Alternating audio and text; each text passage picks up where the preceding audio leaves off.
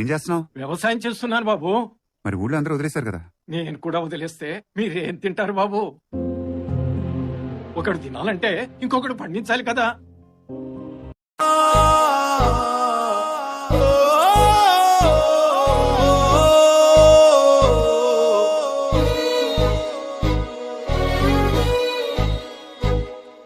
రైతు రైతు రైతో పాడుగాను నీ రాతో మెతుకు మెతుకుపై నీ పేరున్న వెతుకులాట నీ బతుకు చివరకు చేరుతుంది ఏ చితికో.